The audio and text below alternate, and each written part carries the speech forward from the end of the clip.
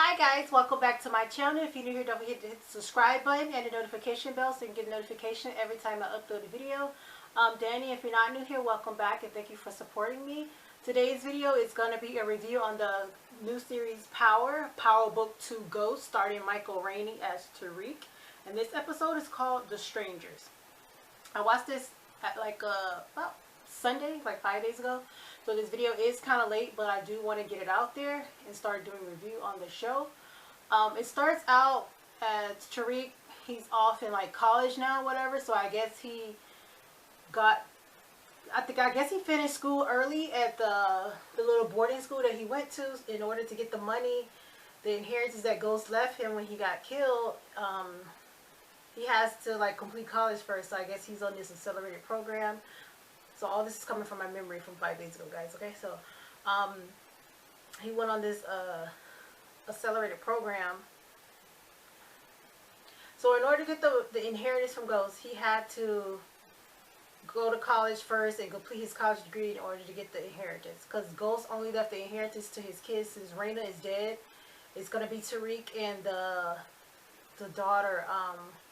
I forgot what her name is. The one who was a baby the whole series, but now she's looked like she's about 7 or 8 in this series. So I don't know what the age got with that, because I think like last season she still was probably like 3 or 4.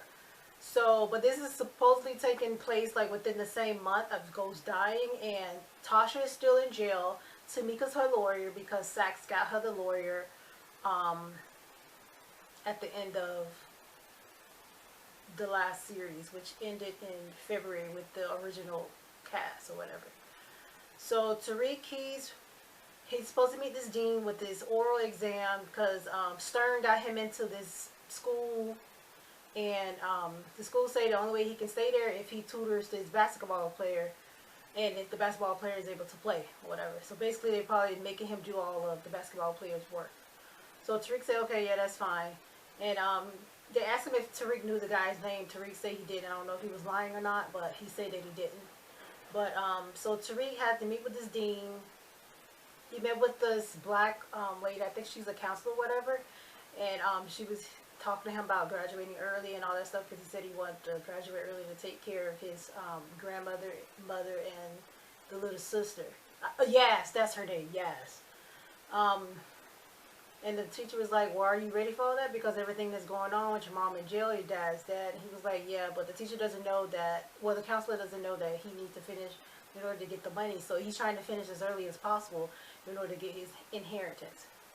So he goes to his little dorm or whatever. And the white guy who was his roommate last season was at the same college, and he was figuring out how he got there. But the guy was like, well, his parents donated a lot of money to the school, blah, blah, blah. He got in. That's normal within like colleges, whatever. If you get a building in your name and stuff, like your kid's going to automatically get in and stuff like that. And like donors donating to the school, your kid's going to automatically get in. It's kind of similar to like the college pay thing, but not really, because it's actually going in as donation. So I don't know. That's another subject for another day. So, and then he ended up meeting the basketball player a few hours later, I guess. The basketball player was having sex with some girl, a groupie or whatever, I guess. She was trying to get on since he's new to the school. Tariq said he was going to come back. And the guy was like, he was like, give me 5. And the girl was like, no, you better not. I'm not. The guy said I was about to finish. He was like, no, you better not. And then Tariq said, I'll be back in 15 minutes. And the guy mouthed off 5. So basically, that was that. So later on that night, the basketball player ended up taking Tariq to his aunt's house, which is played by Mary J. Blige. I like Mary as an actress. Played by Mary J. Blige. And there was some junk going down at the house. Like one of the basketball players, his cousin, was getting topped off in the bathroom by his cousin's friend, girlfriend. And the cousin friend was looking for the girl and all that. And I don't know if the cousin's friend knew that that was his girl or whatever. I know, it was kind of weird. But they ended up getting into it and like almost about to fight and stuff over this girl. And obviously the girl chose the family that has the money. So she's trying to get in where she fit in or whatever. So, yeah, so Tariq was in there, and his roommate introduced him to his cousin, which is one of Mary J. Blige's daughters. and they were getting to talk or whatever, and he was walking through the house. They saw pictures and stuff. He was wondering like about the dad. So I guess the dad was this drug kingpin. They said his name Tejada or something like that is his last name. He has like a Hispanic last name or whatever. And Tariq ended up doing some like research on the guy later on in the episode. He found out exactly like what was going on. He saw Mary J. Blige in the background too. So obviously Mary was probably like a role like his mother played to Ghost or whatever. That's what I'm assuming. So yeah, so Tariq ended up meeting with Saxe later on because Tasha ended up firing Tamika because Tamika got her this sweetheart deal that she wouldn't like go to jail or anything. She got like this battered wife, like kind of plea deal or whatever, and they found out saying that she had an accomplice there and that the guy was between 5'11" and 6'3" or whatever. And I'm like, Tariq isn't that tall. Tariq looked like he about the same size as Tasha. So I don't know. I don't know where they got this from, but that's a long range for them to have to at somebody's height. And Tariq does not look 5'11" to me. I'm 5'5". So I know Tariq, he doesn't look 5'11" to me unless I see him in person and he done hit a growth spurt or something. But he doesn't look 5'11" to me. But anyways, they say the person between 5'11", she didn't want to give Tariq up. And then Tamika was asking her, she was like, well, if you lie on the stand, I can lose my license and then you can actually go to jail for real for perjury. And she was like, are you protecting somebody or are you protecting Tariq? And when she asked that, Tasha fired her. And then she ended up getting this public defender who had like 20 other cases and trying to get her to plead out and all this stuff. And I'm like, oh, girl, you finna be going to jail for life with this public defender mess. But the attorney, the prosecutor who offered her the original deal, took the deal back because she was trying to blame it on Andre. There was no gun residue on Andre's clothing when they collected his clothing that night or whatever. So basically, she back to square one. She had to name Tariq. So when Tariq found out that she fired Tamika, he met up with Saxe, and Saxe told her he don't know why she declined the deal because it was a sweetheart deal, and he got Tamika as her lawyer, which Tariq never knew. Then he was like, well, she better take this deal because if not, I'm gonna name you Saxe and say that you was there. And Saxe was like, wait, come on now, don't do that to me. And I'm thinking in my head, Tasha don't know Saxe was there because I don't think. Because only Tariq saw him there or whatever. So Tariq came up with this plan that he was going to get Method Man, I think his name is Davis in there if I'm not mistaken, that he was going to get Method Man to be Tasha's counselor, Tasha's lawyer. So he found him at some case in the courthouse and then he was asking him like how much it was going to cost. And then Method Man was like $500,000 for me to take your mama's case. And I'm like, dang, it costs that much for a criminal case in New York? But I'm guessing since this is not like a regular case.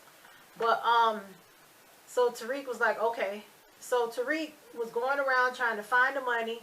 And then when I told you he would till he saw his ex-roommate, the white guy from the original high school.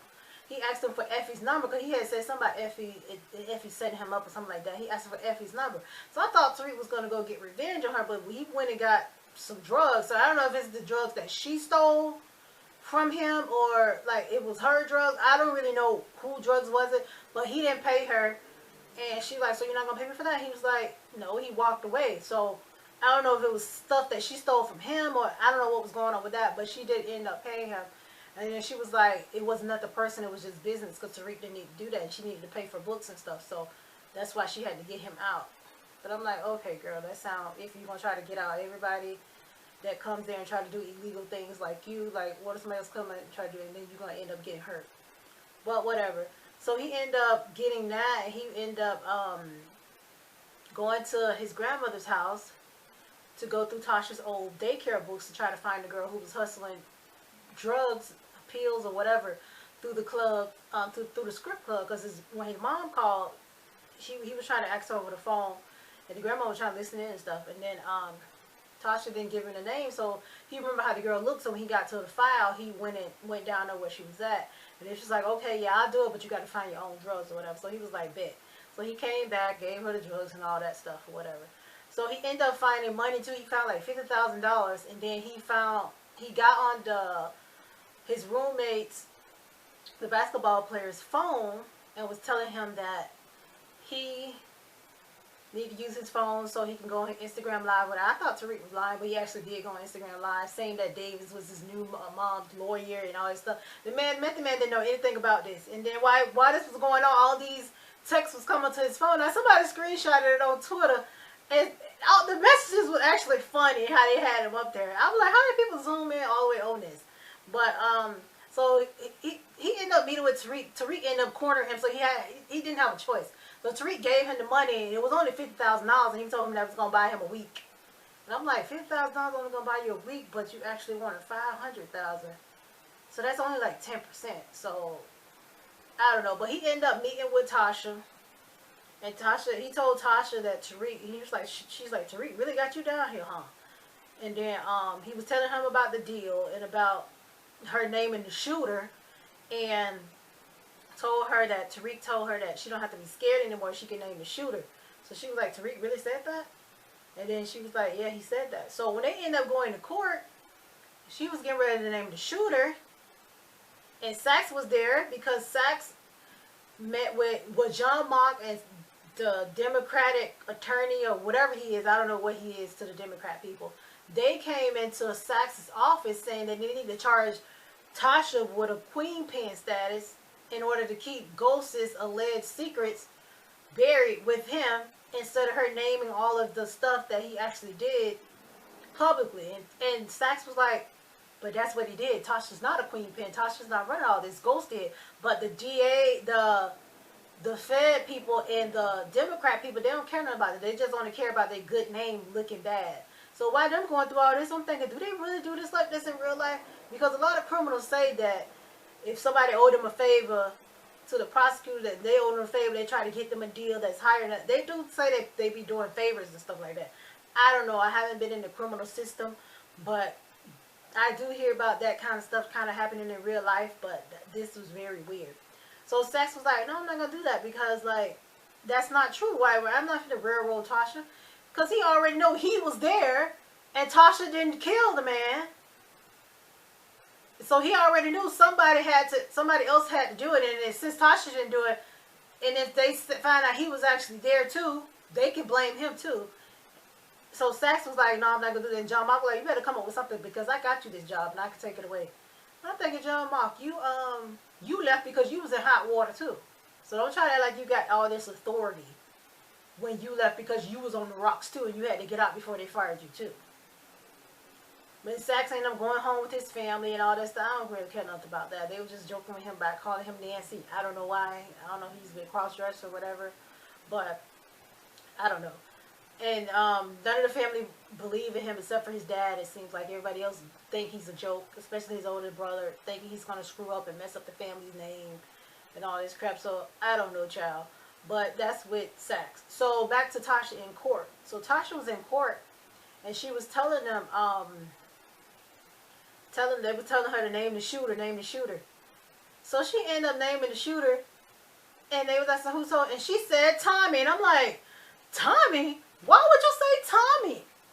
Instead of saying Sachs, I really thought she was gonna say Sachs, cause Sachs was sitting there looking scared as hell in that damn courtroom, and Tariq was there as well. But she said Tommy, and I'm like, Tommy? Everybody was looking at her like, Tommy? Even the judge was like, so you mean to tell me his best friend of 30 or 40 years wanted to just kill him? Why?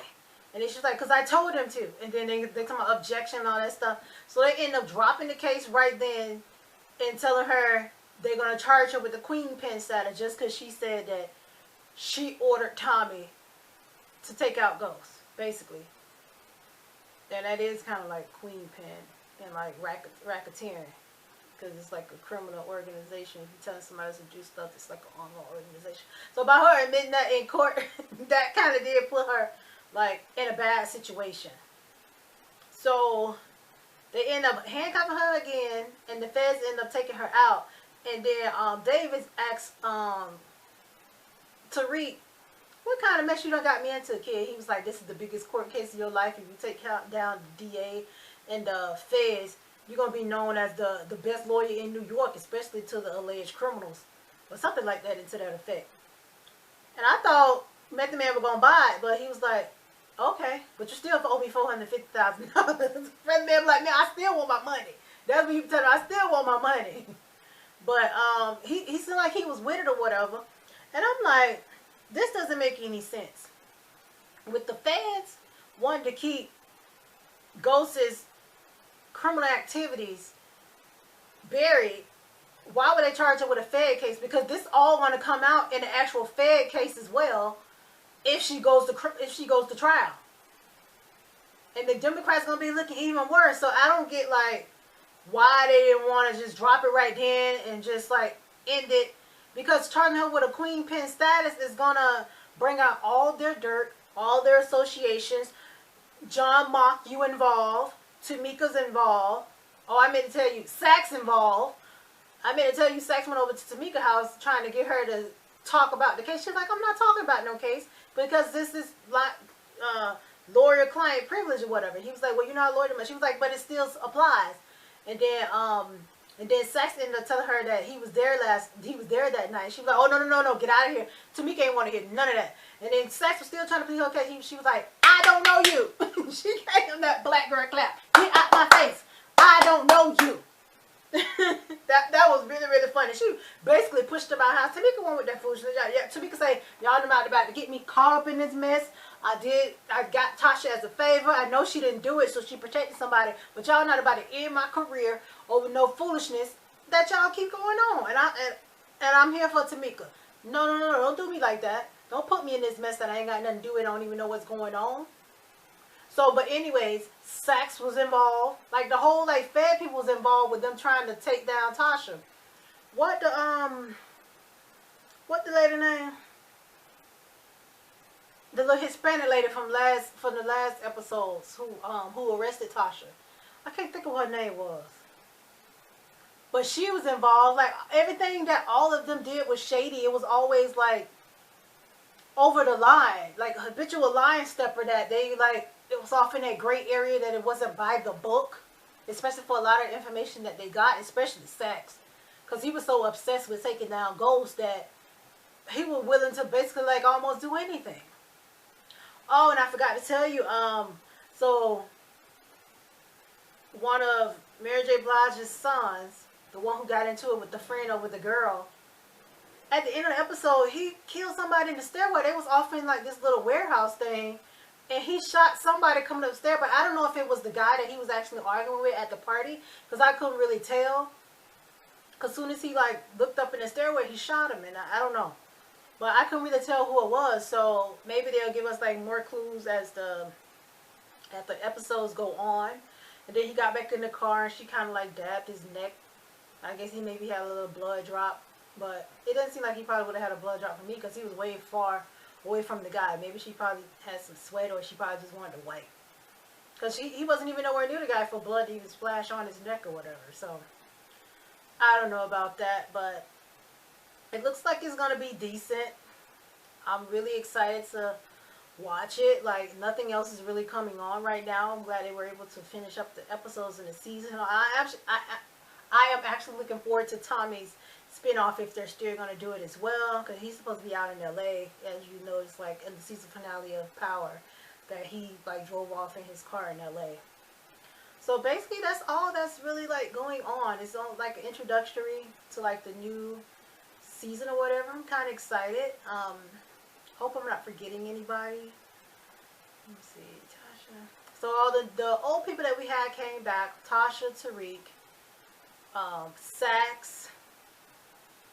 Yes, Miss Debbie Morgan. She was in a lot of scenes this episode. So I don't know if she's gonna be like in a main character, because the last series we probably only saw her maybe 3 episodes out of the entire like 4 or 5 years that it was on.